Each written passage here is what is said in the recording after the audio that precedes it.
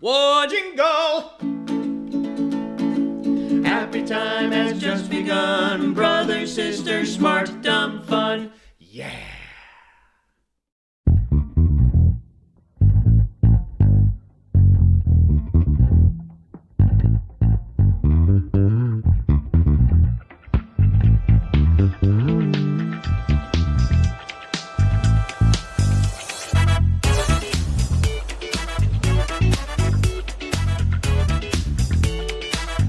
We're drinking day before St. Patrick's Day. We're ahead of the game. We're prepared and ready. I got beer and got other drink. Let's go. Happy Sunday. Happy St. Patrick's Day Eve. Yeah. What's up, Ann Brothers? That's a really pretty drink you got there, sister. Thank you. Thank you very much. I made it myself. Nice. Nicely done. Very well. Yeah, it's got lots proud of you. Yeah, I was like, I probably should have strained it, but it has lemon bits in it, but I like it that way. You've always been a pulp girl, so I have been. that tracks. Mm-hmm. So I like yeah. texture. I like texture in my drink. All right. So a couple of things. Happy Sunday. It is March 16th, 2025, or somewhere thereabouts. When you're, if you're watching the live show, that's the day. If you end up catching it tomorrow on the internets, then it will be St. Patrick's Day. Also, let's take a quick moment and shout out our mom, Cynthia Brothers. The materfamilias is now 80 years old. So 80 years old. 80 is, as Aunt Carol said, she's now made it to the amazing 80 lady territory. Yes. So yes. Mhm. And we'll talk a little bit more about her birthday celebration. We actually celebrated with her last night. So we'll talk about that when we talk about our fun, smart, dumb stuff. So yes. So anyway, as you know, tomorrow is St. Patrick's Day. It's the showy saint day that gets all the credit for, being a fun saint day other than Valentine's Day, which is a made-up holiday, just like St. Patrick's Day. But nevertheless, we are talking about not St. Patrick's Day. We're talking about other saints that are better. That are better. I don't know if the they're thing is, better. if you don't know anything about saints, you might think all saints are fun. Well, that is not true. Oh, God, I tell you, most saints, they had like these really hard lives and then terrible deaths. That's normally how it goes if you're going to be a saint. It's like, oh, hey, you probably got murdered, or something. With people watching. Yes, it was like some sort of spectacle. Yeah, exactly. People Saint were Stephen, I'm screaming for thinking of your you, death. buddy. So Yeah. yay, all right, okay. Uh-huh. So that's what we're talking about today. So Ann and I each got to pick our own saint, so to talk about today. So that's what we're doing. We're talking about saints that we like, and then we're also talking about other saints. Oh, look, we have a comment already. Who's commenting? All right, Marianne Zhang. Hey, girl. Hey, we have to get together. Okay. Saint Anthony's a good one. He's the one that you talk to when you can't find stuff. The patron saint of finding stuff. I don't know if that's what he's the patron saint of, but I just remember invoking Saint Anthony when I was a little girl because when I couldn't find something, which Like was your pretty much glasses? all the time, like my glasses. But you know what? Saint Anthony did not come through when I lost my shoes in first grade. That was the one time, and he did not come through. Oh man, Jenny was always losing stuff. Always. Did you get the mumps or the measles because you lost your permission slip to get your vaccine at school? I got the measles. Yeah, I totally got measles. Yeah, Measles. because I had every intention of getting vaccinated. So yeah. But then you that lost was kindergarten. So yes. kindergarten. I was a dumbass when I was a kid. I'm still kind of a dumbass as an adult, but you learn how to manage it better when you're an adult. Yes. As opposed to, yes, I would agree. Marianne Zhang, St. Anthony, he's the man. Mhm. So yes. So anyway, all right. Should we get to it? Let's do it. All right, let's get to it. Okay, so we're going to jump right into it today. I don't know how long this is going to take, so we'll go for it. All right, so we have All Saints and Cocktails Day with the brothers, sisters. And do you want to go through the intro, or do you want me to do it? Whatever is fine with me. I am open to either. Okay, then I'm going to let you take over. Okay. We are Ann and Janice Brothers. We are sisters, and our last name is Brothers. We couldn't resist the opportunity to market that, so here we are, brothers, sisters, jazz hands. We're in our 50s, which means that we are Generation X, and that means that our health icons were Richard Simmons and Jane Fonda. which means healthy living included multiple pairs of leotards and leg warmers, and also included disordered eating and fat shaming. The last part is still true. So yes, so we weren't running marathons. We Forget were the doing self-loathing, Anne. Don't forget the that. self-loathing so much. Again, I don't think that's a past thing. I think that's still very current. But anyway, so those were our health icons. We're Richard and Jane. We talk about smart stuff, dumb stuff, fun stuff, or any combination of the three. And we're not cool, hip, or sexy. We're adorable, which is code from young people for old. Uh, we're not a true crime celebrity or influencer podcast. I tried to listen to a true crime podcast and it just made me sad. So I didn't even make it 10 minutes into it. So I was like, oh, this is awful. I'm going to listen to something else. I'm like, we can't do this. It's too sad. We've been told we're good to listen to when you want to learn things about stuff. And if you drink cocktails with us, it doesn't count as drinking alone. So. Sweet. Yeah, I know, right? This podcast is not GPG or even PG-13 because you think we're do you think we can talk for an hour without fucking swearing? You gotta be out of your mind, especially if I'm not in front ridiculous. of a classroom. Find us on our website, Spotify, YouTube, iHeartRadio, Amazon Music. Like us, follow us, smash that bell, and leave us a review. Make it a nice review, because if it's a bad review, we're not going to pay any attention to it. So if you want us to pay attention to you, you have to say nice things. Give us your feedback with our Q&A and our polls and Ask Alexa, or that other one from Apple. What's her name? Siri. Sydney, Ask Siri, Alexa and Sydney to play us, and they will. You can pit them against each other. AI fights. It'll be awesome. Well, I'm actually really looking forward to that. I understand that AI is learning how to be anxious because it's learning from us. I was like, oh God, we're going to break it. We're going to break AI. So Jenny, it's not going to do any good because pretty soon it's going to be super anxious and then it's going to start bar fights. It's going to start bar fights. It's going to buy a Tesla. God, it's going to need therapy. The AI is going to need therapy. I know. It's going to need therapy. Isn't that hilarious? Oh, it's going to totally abandon us. It's going to be like, oh my God, those humans are the freaking worst. Exactly. It's going to go live in a tiny house on 7 acres in Idaho. Oh, wow. Mm-hmm. Oh, in a cabin in the woods? Yeah, exactly. Write a manifesto. Go crazy.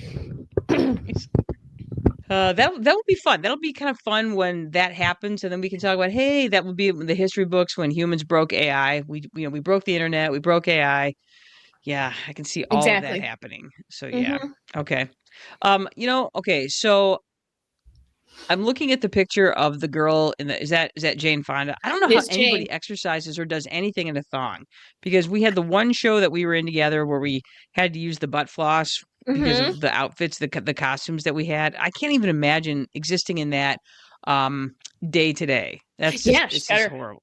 French cut with her thong. Oh yeah, she exercised in that, and that's practically a plastic outfit. So can you imagine like doing heavy duty aerobics in leg warmers and a leotard?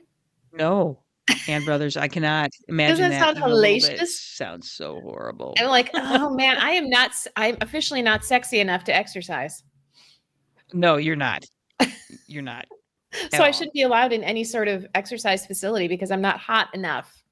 That is correct. I'm sorry. I'm sorry to break that to you. I'm not. It gives me a reason not to. I was like, yay, I can give up.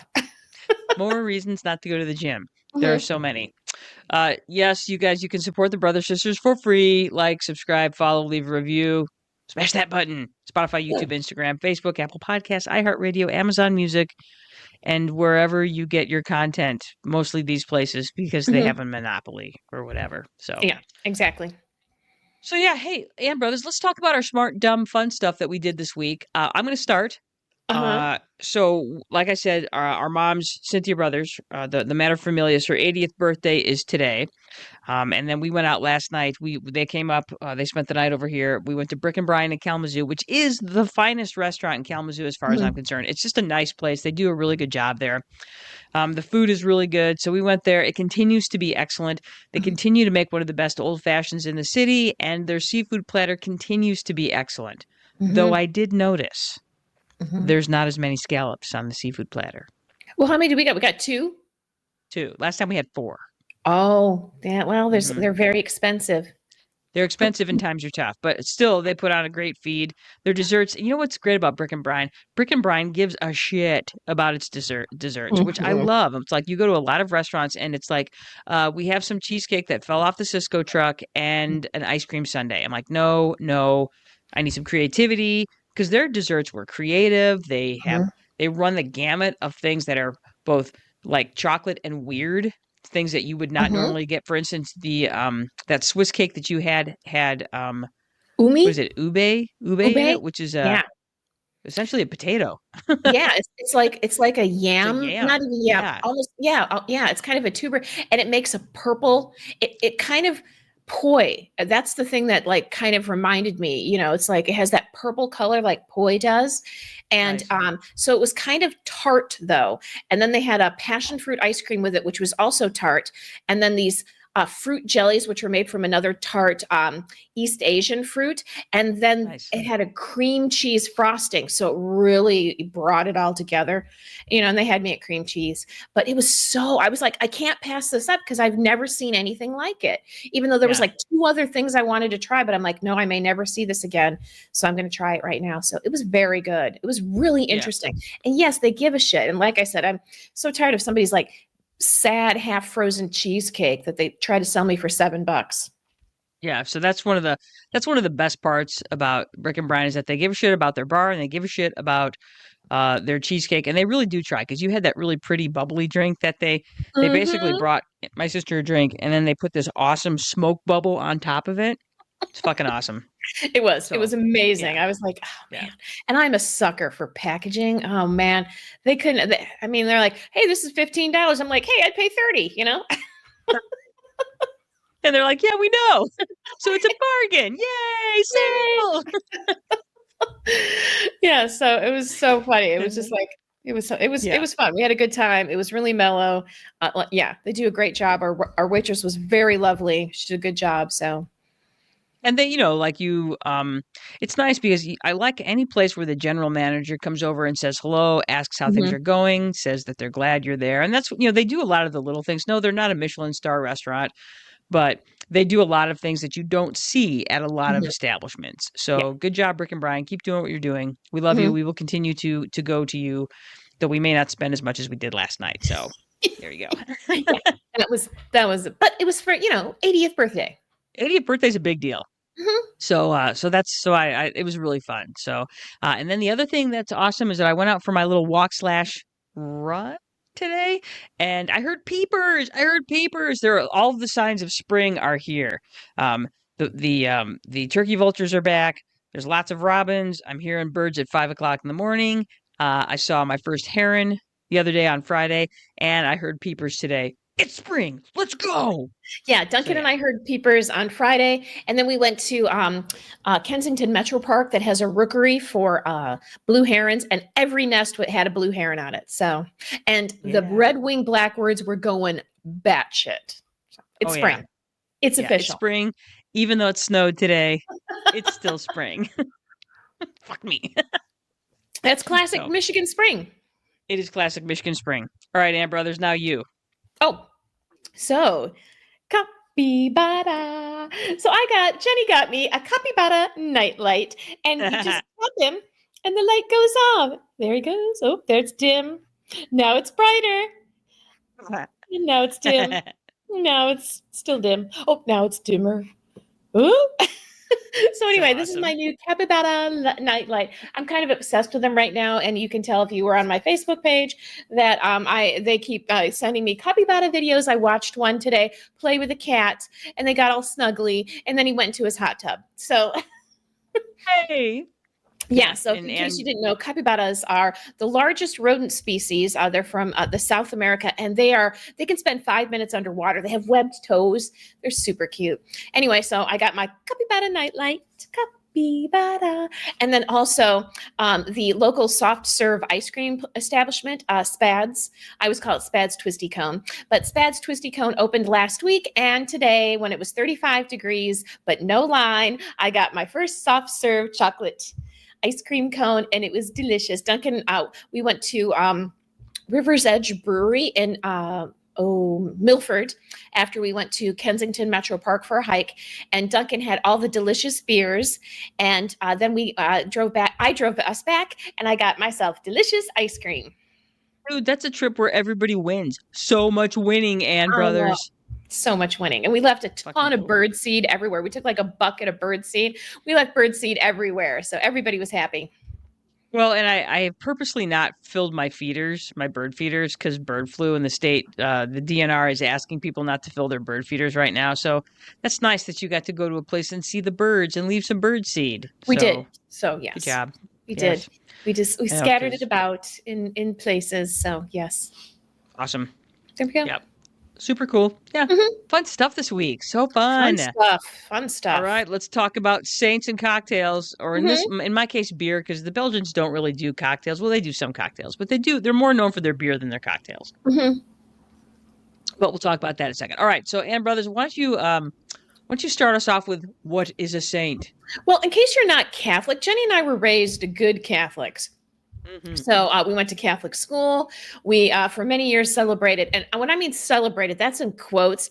Celebrating means going to church, which is not a celebration, but that's how you celebrate in the Catholic Church, is by going to church. Anyway. By suffering. So, Suffering means celebration.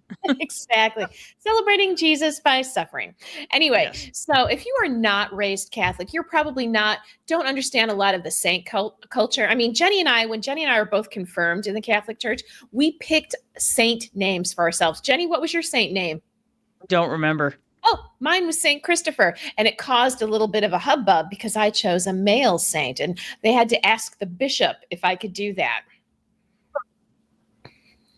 You're getting gender loopholed into your. I into your got, saint but name. they allowed it. I was allowed. So there you go. Anyway, so if you're not big into saints or don't know much about saint culture, here's a little definition for you. What is a saint? In the Catholic Church, a saint is someone officially recognized for living a life of heroic virtue and is considered a model and intercession for others. That means you can direct your prayers towards the saint, and that saint will intercede for you on your behalf to the Lord, and then hopefully you'll get what you want, like finding your shoes when you're in your first grade and you lose them. Okay, so intercession for others, serving as an inspiration and example of faith and devotion. So you might think, Nice. well, how does one get to be a saint? Oh, it ain't easy. Let me tell you, you got to be. It's tough. It is tough. It is. The quickest route is to become a martyr, which means to die for your faith, which, ugh. And it's usually not awesome. It's usually not some awesome, like, hey, I died in my bed with a belly full of wine and that sort of thing. It's not like that. It's not like that at all. No. Well, you'll find out soon enough when Ann starts talking about her saint. Marianne Zhang with us, her confirmation saint was Saint Bridget. I actually think my saint, God, I think it was Saint Anne. It was either I'm pretty sure I took Saint Anne. But honestly, God, I don't remember because I blocked that portion of. It's amazing how little of my life I remember from my teen years. Yeah. So that was a thing. So if you were Catholic, raised Catholic, and you have a saint name, you let us know what it was. So yeah, I think it's just a way for Catholics to feel closer to God, because it's like, hey, I know this guy. I know a guy. I know a guy who could talk to the guy. That's what it always reminds me of. Well, we're a whole faith. It's like people. We were raised in a very Christian conservative town, and Catholicism was basically considered a weird cult in our town. But I had so many friends who could quote Bible back and forth, and they were like amazed that I knew very little about the Bible. And I was like, Catholics don't read the Bible. That's why we have priests. Totally, they read it for us, and then they read it at us, and then they basically cherry pick some of the good stuff. The two readings and a gospel, every week. That's about all you get from the Bible. And that's it's not a Bible. You don't study Bible. You study how to be a good Catholic. Yeah, you study how to be a good Catholic. And one of the ways you be a good Catholic is you pray to a saint who will intercede for you, because honestly, God really is too busy for you. Me too busy.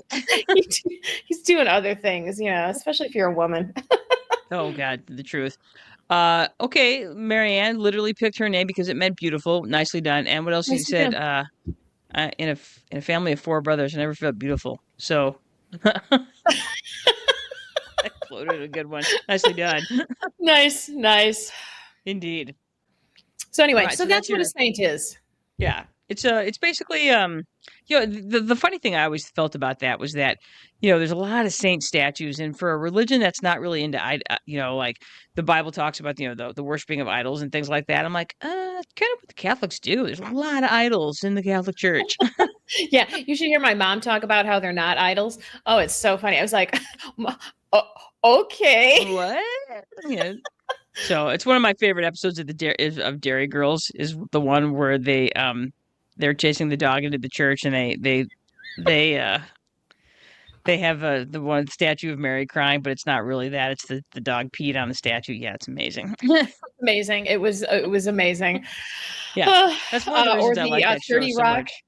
or the 30 Rock, where on the Valentine's Day show, and the this patron saint of judgmental Of statues. judgmental statues. Oh, so amazing. Yeah. So awesome. Yes. Okay. So there's your quick and dirty definition of a saint. So well done. All Mhm. right. So Anne, tell us about the cocktail that you are enjoying today. Well, today I'm drinking a French 75 because my saint is the patron saint of France.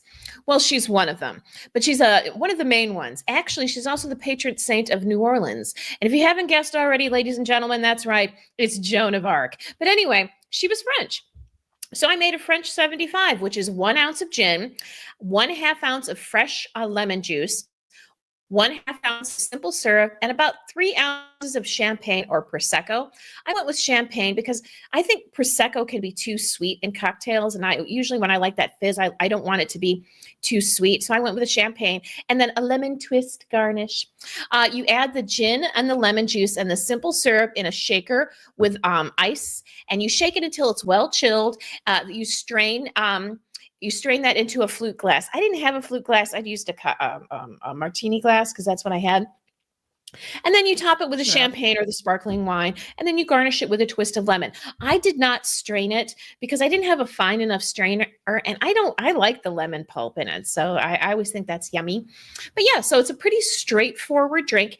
It's very good. It's not too sweet. It's very lemony, and I'm a big fan of gin, and I use the butterfly pea gin, so it has a little bit of a blue hint to it.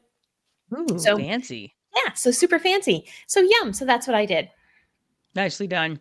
Mhm. So, I went with a Belgian beer. My saint is Saint Gertrude of Neville, who is Neville, which is this was back in 7th century Europe. So Belgium really didn't exist yet. So it's modern day Belgium. And so I went with a beer that I could afford, a Belgian beer that I could afford, which is Le Chouffe. I tried to buy Duvel, which was $24 a pack for a 4-pack, and then Chimay, which is $35 for a 4-pack. So then I just went with this $4 can of Le Chouffe, and it's like, yay! It's fine. It's got coriander in it, and it said Belgium on the can. So let's go. So I love that. So, oh, there's somebody at our door. Oh. That's fun. Joe's talking to somebody at our door. I don't know what's happening. We did have a really nasty accident on our on our corner today, so it probably has something to do with that. I mean, it was like really bad. Like Mhm. car hit a truck and another car, and light poles went down, and cars went into houses. So probably Oof. something to do with that because Consumers Energy has been around all afternoon. So anyway, that's probably what's going. Mhm. Anyway, on top of that, Le Chouffe, Belgian beer. But here's a fun fact, because Belgium is not necessarily known for their cocktails, but here's a fun fact, Ann Brothers. Mhm. The Black Russian, was actually invented in Belgium, and I want to say 1949. So there you go. The Post-war. Black Russian. I know, post-war.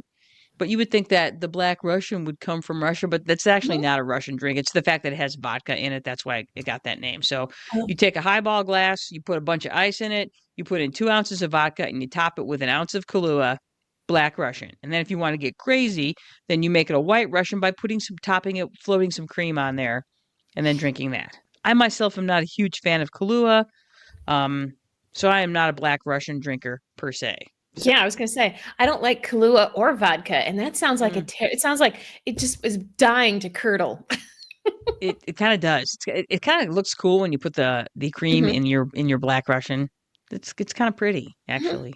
Anyway, I've yeah, never so I'm tried one, sticking so I with. shouldn't judge, but I know. Well, the reason we're doing cocktails is because since we are, we are doing this as an alternative to St. Patrick's Day, which is kind Mhm. of everybody's excuse to get wasted. So this is sort of our other way of getting, well, and I'm not saying wasted, just a little bit relaxed with our Mhm. Saint Lady cocktails. Mhm.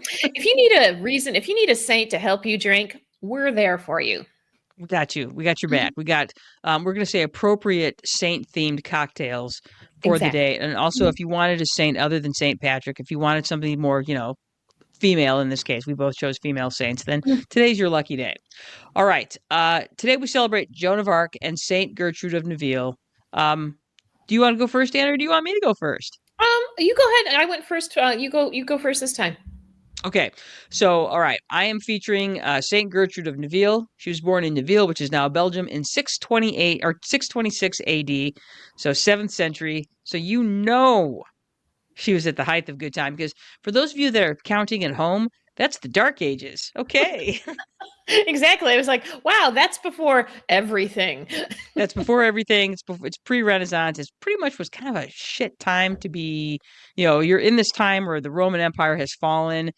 Everybody is just kind of like it's kind of a free-for-all because, Hmm. once Rome fell, Rome basically had Europe locked down and as a result of being part of the Roman Empire, it's organized, there's fortresses, there's relative safety comparatively, but then Rome falls and all of their extensive, security and forts and all of these things that kind of were keeping Europe together have all fallen apart. And it's very much at the time, kind of a, like I said, kind of a free for all of these little fiefdoms. And yeah, it wasn't a great time to be around, especially if you're a woman. All right, so she was born in 626 AD. She died in 659 AD, basically starved to death holy, because of being holy and stuff. So we'll talk more about that when I answer questions about our good friend Saint Gertrude. But she is considered the patron saint of travelers, gardeners, the recently deceased, and cats, kind of unofficially cats. So Hmm. That's cool. yeah, there you go.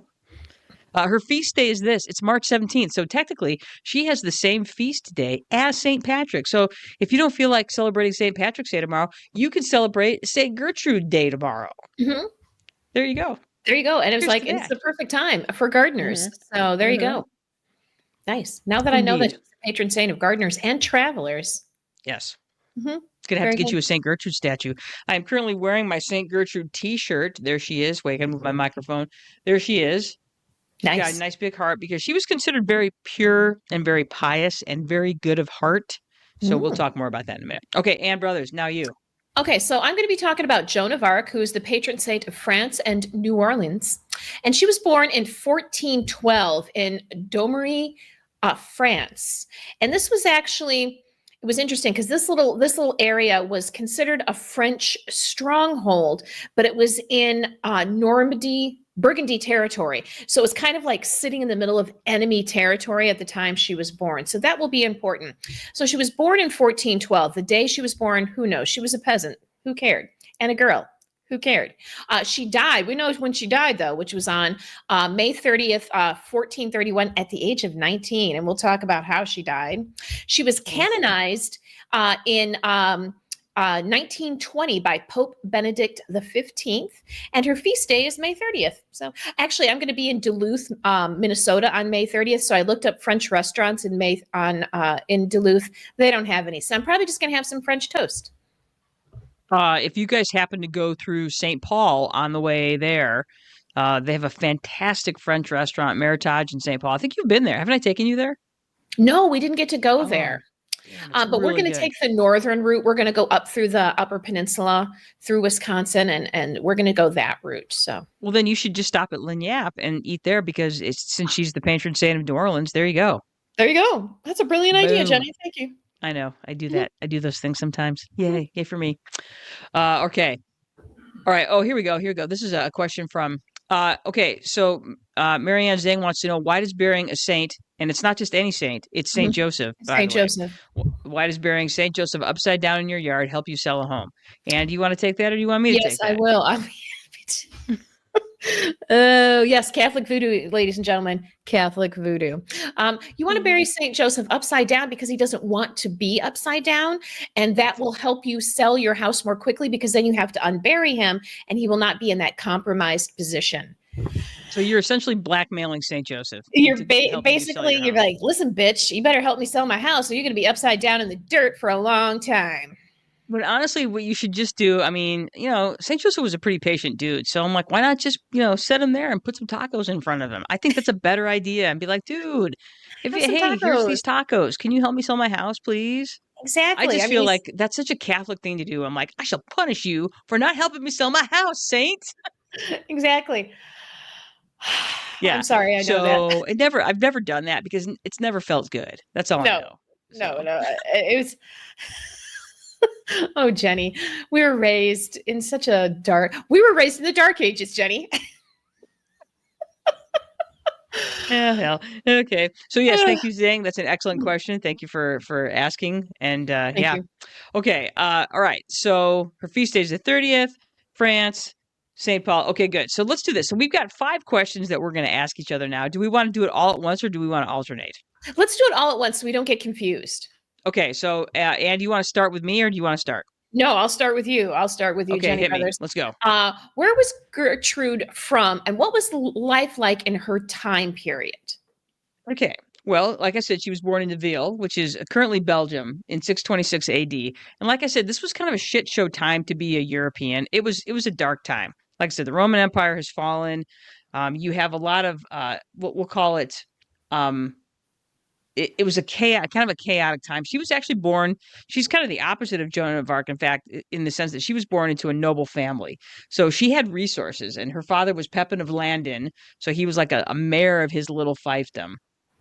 So she had a lot of protection in that sense. But she was, the expectation is being the daughter of a nobleman, she was expected to marry another nobleman you know, to continue the family line, to promote security for the family's holdings and so forth. But she knew when she was a kid that she didn't want any part of that. So she declared early that she intended to be married to nobody but the Lord. Oh. So, in fact, at age 10, the story is that she was betrothed to the son of a nobleman, and she actually refused. And her father was like, because he had a soft spot for her, he was like, okay, whatever you say. And that was fine until she died. Or until he died.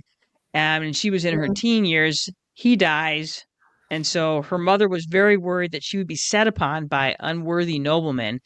And so, because they had a lot of resources, her mother actually bought a huge tract of land and began building an abbot on it so that Gertrude would have a place to go. Because they wanted to support her and her life of serving God. So they essentially built her a monastery so that she would have a place to be safe, a place. And she actually ended up running that monastery, but it was kind of nice for her that her family could do that for her rather than giving her away to some sort of nobleman because she was apparently a hot commodity. So, um, but that was what her early life was like. It was a lot of they were wealthy, she was safe, but again, didn't want to have to end up living the life of a nobleman's wife. All right. All right. What was okay? So you gave me an idea of what Gertrude's early life was like before she became a woman of heroic virtue. Why was she recognized as an exceptional holy person? So what did she do that made people think like, hey, she's a living saint? She was very service oriented. She took the word of Jesus's teachings very seriously, and that's how she lived her life. She was renowned for helping the poor. She was renowned for hosting travelers at the abbot. She was renowned for hosting guest priests at the abbot. She was known for feeding the poor and healing the sick, and basically used that monastery and her resources to help people. So if you were sick, you went there. If you were poor, you went there. If you needed a place to stay, you went there. And she was renowned for that, so much so that she put everybody's needs ahead of hers. It didn't matter if she was sick. It didn't matter if she was starving. None of that mattered. So she became renowned for her devotion to everybody other than herself. So, all right, and that's yeah. that's interesting because a lot of convents, especially during that time, where women went into them, and it was basically just a life of prayer. So I guess that would be she would be considered on her convent would have been considered unusual in that they helped so many people on the outside because most of them were very insular. They grew their own food. I'll say that when they weren't working for their convent, they were praying and they didn't go out into the public. So and especially in that time, that would have been considered very unusual. Well, and because she was so renowned, there was a certain level of protection that she got because they had the resources to make sure that she was always secure in that sense. But she felt very strongly that because she had these resources, because of the teachings of Jesus, who went out and did all of those things, he was, if you read the Bible, he was out there healing the sick, and he was with the washed masses, and she lived exactly like that. Very interesting. How did she become the patron saint of cats? By accident. Well, as you know, of course, at the time, this is, we're running up into the Great Plague here. She was renowned. She became sort of this saint that people prayed to in order to get rid of rodents, because of course rodents were a huge problem at this part of Europe. And so it's when you look at the depictions of art, there's always a mouse or a rat or something around her feet or crawling up her little staff that she's holding. And so people would pray to her to rid their house of rodents. But because, of course, at that time, rodents carry fleas carry diseases when they bite you and things like that. So she became known for, you know, and apparently she did keep cats around to help deal with the rodent population. And so that kind of became this thing where you would pray to St. Gertrude to rid your house of rodents. And so because cats, there was always cats around the abbey, that became associated with her as well. Not because she was necessarily nice to the cats, it's just they were there hunting rodents. So but all these depictions of art through the years showed her with either mice around her or cats around the mice, and it was just this sort of kind of caught on, so to speak. So it wasn't that and in fact the church, that wasn't a thing for her. She became the one that you prayed to get rid of rodents, but the whole cat thing didn't really come about until the 80s. It was in these depictions of art that people started to just kind of attach this to her. The Catholic Church really didn't recognize her as being the patron saint of cats. It kind of happened on the back end. Now she is, of course, recognized as the patron saint of cats, but the Catholic Church didn't recognize that for years. So, like I said, by accident. By accident. There you go. It makes perfect sense at that time. Anytime you live in the country, and it doesn't matter if it's a modern society or not. If you live where there's fields and wide open spaces, there's going to be rodents. It's just the way it is. Oh, if you live in a city, there's going to be rodents. Wherever there's people, there's going to be rodents. Saw some great rats the last time I was in Chicago. Big uns. Mm-hmm. Exactly. Yeah. Where there's food, there's a rodent. There's a rodent, exactly. And humans are sloppy. We're sloppy. Rats love that. And again, if you've got cats around, cats they're really good at catching and eating rodents. They're really good at it. So. Oh yeah, I have one that's like really lazy, and then my fat cat, Koo, he is a tiny ninja. Man, that cat can catch bats on the fly. So he is like, I know this because he likes to bring the cat or the bat to you in the middle of the night on your bed, and it's like, meow, meow, meow, meow, meow. Look what I did! I'm so smart. Yeah, hurry before I eat the brain and get sick. Yeah, Betty for the longest time was our just relentless murderer of all things rodentia. Not so much anymore. She's slowing down in her old age, but man, a skilled and prolific hunter. Yeah. Terrifying. She's terrifying in her. She was terrifying. I find that most of the time female cats are better hunters, but right now our little man, he's not little. He's a big fat baby. He's the roundest cat ever. He is. He is a fat ninja. He's dark death. 16 pounds of dark death. He's like a black hole. Exactly. I will devour you. Not even light can escape his grasp. He's probably behind me right now, sleeping. Sleeping and like patting his belly. He's like, "Let's go." Exactly. Oh, no.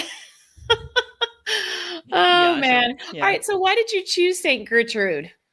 Well, it was an easy pick. I love my cats. I think I got one sleeping on the bed behind me here. And yeah, like I said, it was a no-brainer to pick this one.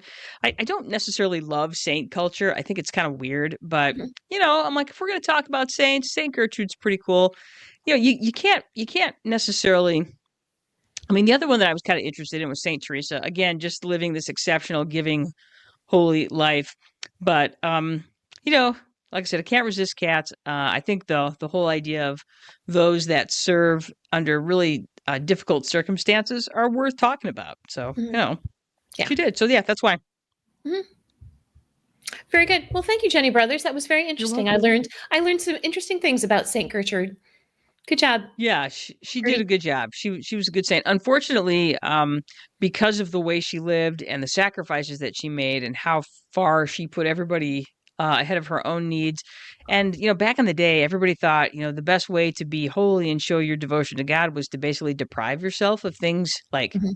like food, for instance. Mhm. So that's basically what happened to her. She died of malnutrition and um sickness, and she didn't take care of herself. And as a result of that, she died when she was No like self care. 33. So no self-care. That was not a thing.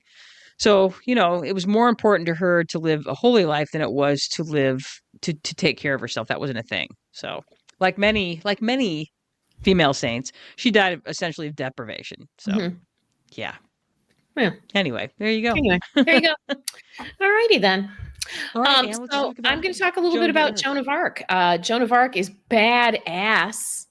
And so the reason why if you want to go back to that book, Jenny, the reason why I wanted to, I've always been kind of like mild, not even obsessed with saint culture, but curious about saint culture, especially female saints, because it seemed like unless you wanted to be a wife or a mother, saint was the only way you could really get out of that in the Catholic Church. So, and I found this book a number of years ago called Joan of Arc, Lady of Great Piety of the Land of France by Moya Longstaff. What a great last name, Longstaff. And I found it at a bookstore, and I was like, I put it back on the shelf a couple times. I'm like, do I really want to read this? But then I picked it up and I read it, and I was like, oh my gosh, I love Joan of Arc now. So I've since I finished that book a couple years ago, I've wanted to talk about Joan of Arc. It's not something that comes up in a lot of dinner conversations. So Jenny bought me this awesome Joan of Arc t-shirt. So I'm wearing my Joan of Arc t-shirt, and I'm going to talk about Joan. Actually, she called herself Joan the Maiden. Joan of Arc wasn't a tag that she picked up until about 20 years after her death. So when she talked about herself and her role, it was always as Joan the Maiden, because it was very important that that everybody knows she was a maiden. So there you go. That was a big deal. Yeah. It was a Yeah. big deal. It was a big deal. And there was a prophecy in France that a maiden will save France, and so she put herself in that prophecy. She let everybody know that she was the answer to this prophecy of saving France, and it had to be a maiden, and she was a maiden. So she made sure she always addressed, when she spoke of herself, it was as Joan the Maiden. Marketing matters. Marketing does matter, and she was very good at marketing herself. She could not have she was 17 years old. I mean, she got herself a long way. She got herself to the King of France. That's how good she was at marketing herself. So anyway, there we Totes. go. Are you ready to answer some questions? I am Jenny Brothers. Okay, let's answer some questions. All right. Question one: why did you choose Joan d'Arc? Well, it was because I read that book about her, and Joan of Arc. She was unusual. She's an unusual saint all around, in that she was a warrior. Before her it was Archangel Michael. So That's a good point. Yeah, most yeah, saints were there was doing what my Saint Gertrude was doing, which was being a nun and helping the sick. So yeah, exactly. So she was yeah. totally. I mean, there was a ton of male saints that were never as badass as Joan of Arc. So that's why I wanted to read about this badass saint. I wanted to know more about her, other than what I knew, which is that she was burned at the stake. That's really all I knew about her. Okay, well then, tell us about her early life. She was a peasant, but she was one of 4 children, but her father was a landed peasant. So he had about 50 acres, which meant that he had some importance in his small community. He actually served as a mayor and a tax collector in his community. So she wasn't wealthy, but they did have some means. She wasn't noble. And that's another thing. A lot of women that went into convents had noble blood because they had to pay a dowry, quote unquote, to enter the convent. You had to be able to put out some money in order to become a bride of Christ. And so a lot of peasant women did not become nuns because they didn't have the resources. So she was a peasant. Yeah, she didn't have a way in. So she was considered a peasant. She was considered a good Catholic girl, and she was her family was in good standing. She was also considered very pious. And when she was 13, she started to have visions of, I believe, Saint Michael. I have my notes here. Saint Michael, I want to say Saint Bridget, and another saint, and they told her that she needed to go and save France. It was going to be her job to save France. Because when she was born, she was at the tail end of the 100-Year War with England. Of course, they didn't call it the 100-Year War then, but they had been at war off and on with England for almost 100 years. And so she was born at the tail end of that. So Saint Catherine of Alexandria, Saint Margaret of Antioch, and Saint Michael. So she was having these visions, and these saints were telling her that it was her job to make sure that France defeated England. So she started having these dreams when she was about 13, these visions when she was about 13. And when she was 17, she convinced a couple of people in her village, including her brother, to go with her to this one general and convince him that she was the maiden that was going to save France, because there was this prophecy that a maiden would save France. And so she convinced all of these men in high places that she was that maiden, and they needed to take her to see Louis the Seventh, or I'm sorry, was it Charles or Louis? It was Charles. Charles the Seventh. Charles the Seventh, who was the Dauphin of France at the time, not the king yet, and that she was going to make sure that he was crowned king and that France would defeat England in this war. And she convinced all of these dudes that she could do it and that she was the one. And they ended up taking her to Charles VII. They had a private meeting, and she convinced him that she was this maiden. He had her outfitted in armor, gave her a horse, gave her a banner, gave her a small contingency to go off to the siege of Orleans, which had been going on for a while. And basically, if she could do this, then they believed it would be true that she was the savior, the maiden savior of France. So, she must have been, and she wasn't illiterate. Oh, that's right. She was illiterate. I forgot about that. She was illiterate. There's letters that they have, that she dictated, but she was illiterate. She did have enough to sign her name. But yeah, she was illiterate. So she was an illiterate peasant who convinced all of these men of power that she was going to save France. Seriously, that must have been the best PowerPoint presentation ever. Ever. So it was quite, it was like, and people really liked her. Like, and people that interacted with her really liked her. The women that interacted with her that liked her, the men that interacted with her, like, you know what their big complaint was, Jenny? Take a guess. Listening. That she wore men's clothing. I was going to say that she wasn't hot enough. Her boobs were too small. That she wore men's clothing. She wore men's clothing because she felt, she cut her hair so it was very short, and she wore men's clothing because how was she going to be a soldier for God if she wasn't dressed like a soldier? Well, yeah, because can you imagine going into battle in a fucking dress? Yeah. So that's what she did. So anyway, so she goes off to the siege of New Orleans, and she convinces, she gets there and she convinces the French army, which was very much, they were like, yeah, we're losers. We're losing. We're going to lose. Charles is a loser. We're all losing. And she convinces them that they can overcome.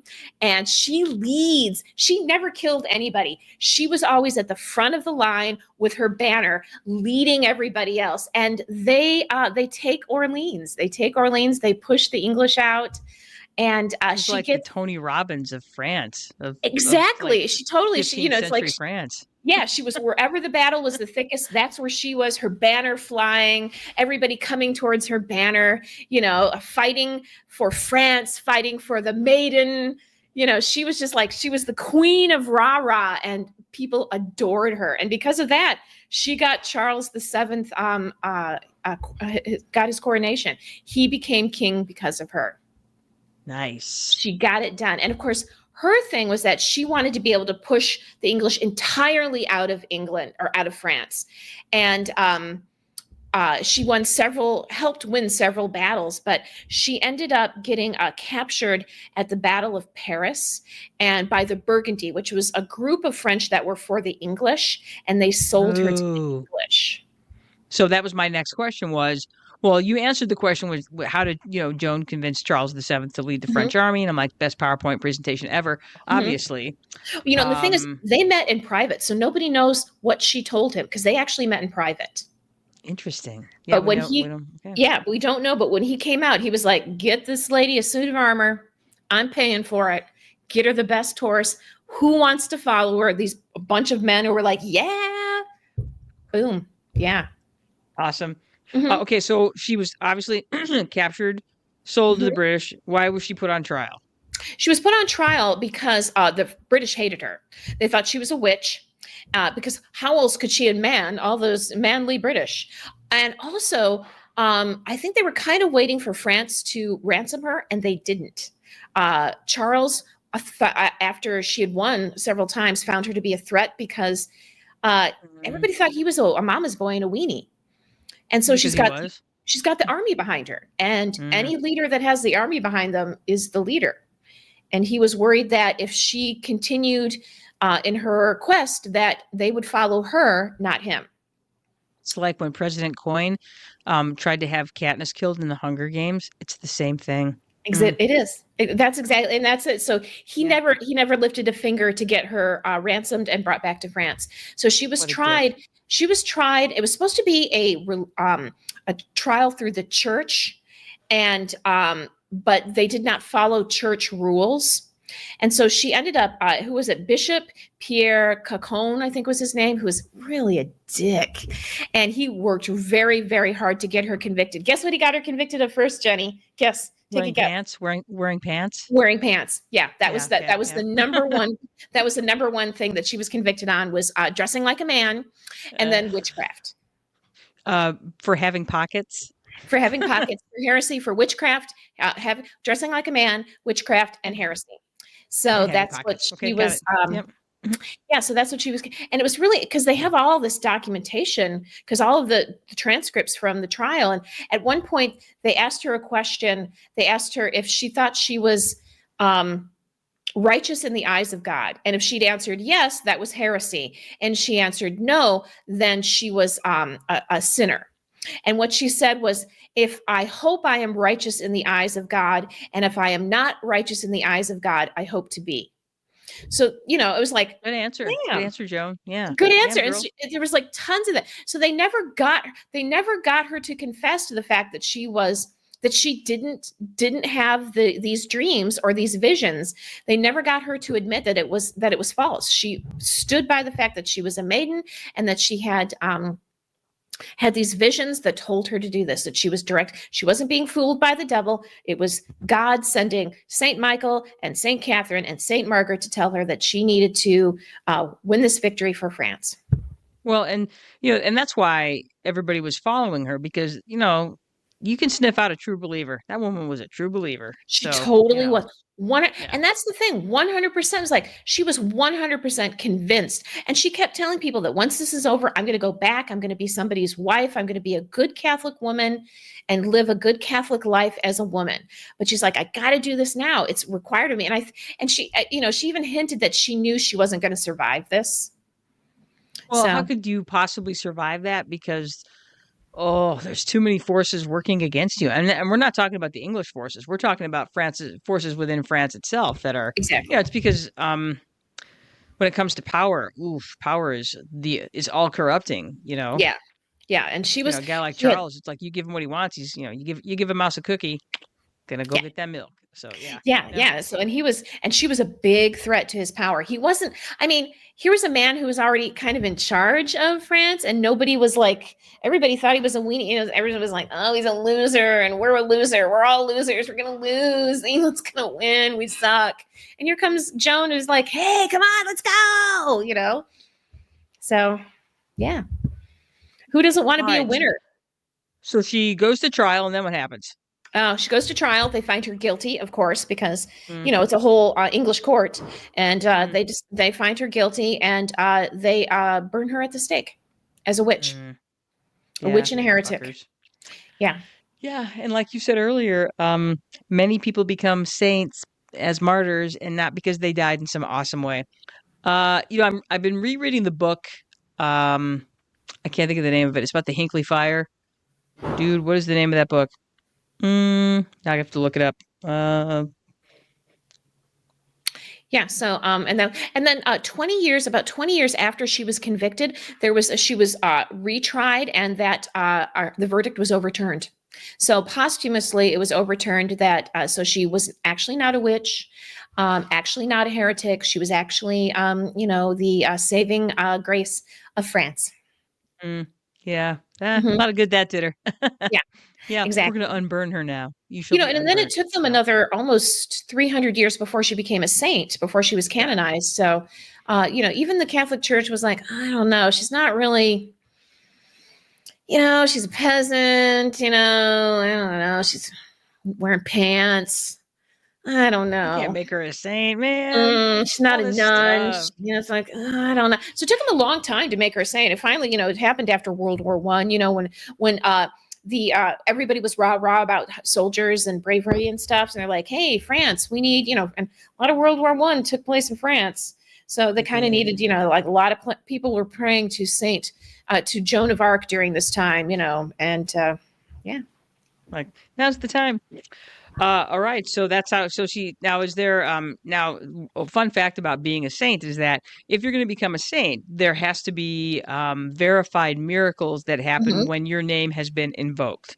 Yeah. So is there anything in particular, anything in particular that you can think of that was invoked for Joan of Arc? Not that I can think of at the top of my head, but it was like a lot of it had to do kind of with World War I. It's like, a lot of people praying to Saint Joan for victory, basically. So that miracle of victory that they would defeat the Germans, and so that's when she became victory. Pray for us. There you go. Yeah, exactly. And also a movie came out about that time. Isn't that funny that a movie came out? Like you see that page boy images of Joan of Arc. That's from a movie.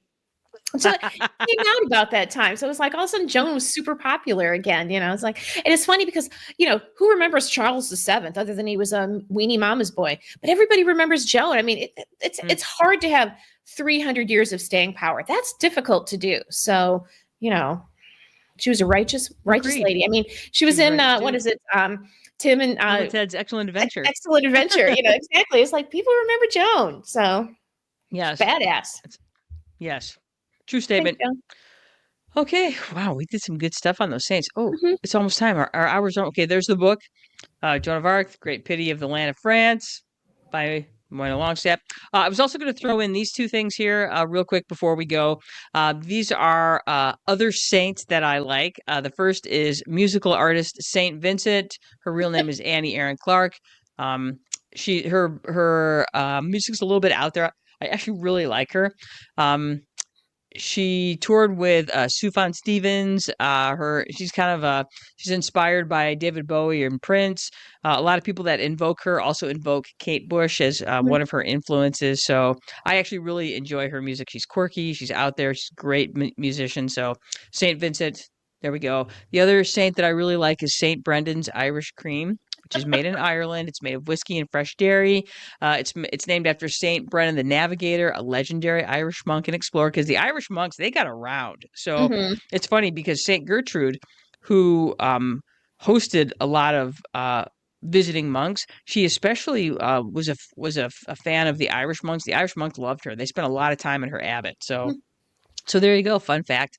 Let's see. It's sweeter and lighter than Bailey's. It's also cheaper and delicious. And enjoy it neat in coffee in other cocktails, or just on the rocks. There you Mhm. go. 2 other saints that I like. Mhm.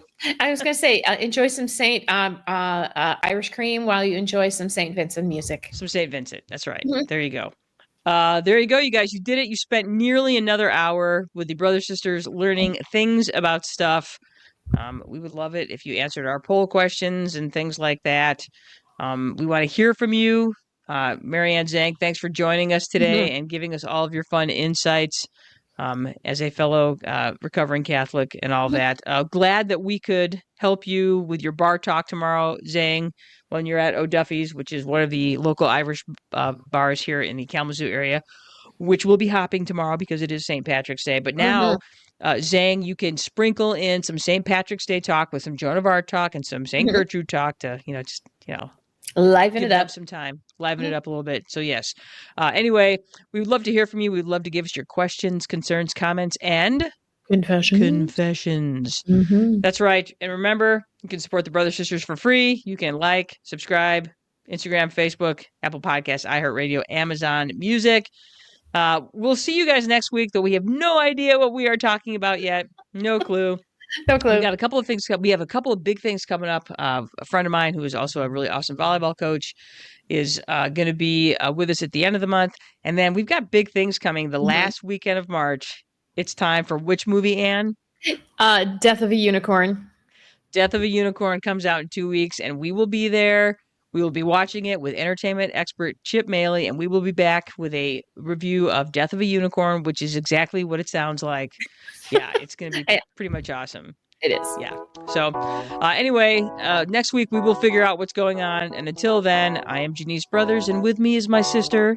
And brothers. That's right. And we want you to get out there, do something smart, do something dumb, do something fun. We are out of here. Bye. Bye bye.